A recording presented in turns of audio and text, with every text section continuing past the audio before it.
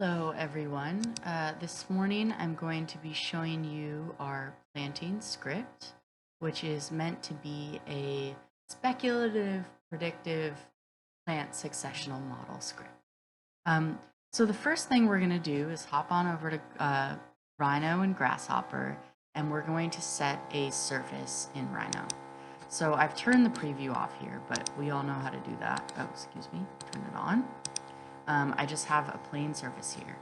So this, for simplicity's sake, we're just using that surface, but in the future, we imagine that this script could be developed so that you're actually using a mesh that comes from the geomorphology table or from a LiDAR scan.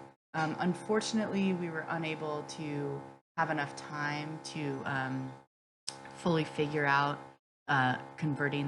getting the mesh to work with this script, but we did start it. So if anyone's feeling like developing the script, they could play around with this and see if they're able to get the mesh to connect.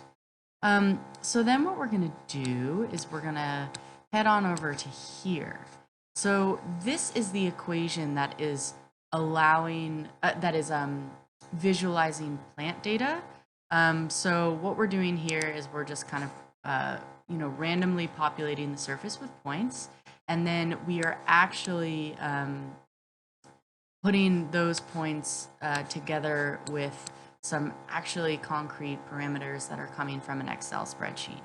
So I'm just going to hop on over to the spreadsheet here, and the idea is that like a landscape architect and a scientist could populate this spreadsheet or just import a spreadsheet of the appropriate plants and then a bunch of different parameters such as pH, humidity. For this exercise, we're just focusing on elevation, but if you were to continue the script, you could play around with all the other parameters. And then the other thing that you need for the visualization is the maximum size and then the growth rate. So what you're doing is we all know how to use Bumblebee. So we've set up that Excel sheet, and then we have all our little components here, our item list selectors, showing us what information it's reading from the Excel.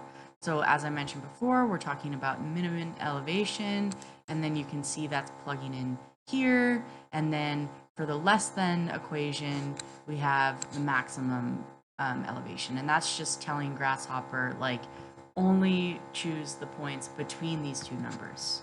And then here we want to have the max size, and then we want to have the growth rate. So we're able to simulate, if you're watching the circles, growth over time. Very exciting. So here then is the visualization. Just for simplicity's sake, we did focus on 3 different species, which are visualized through different colors.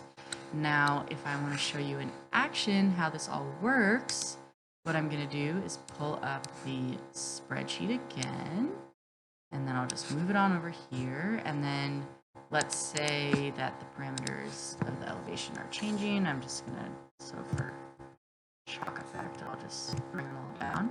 And you see that those ones go away because no longer does the topography match the parameters, so they're not able to grow.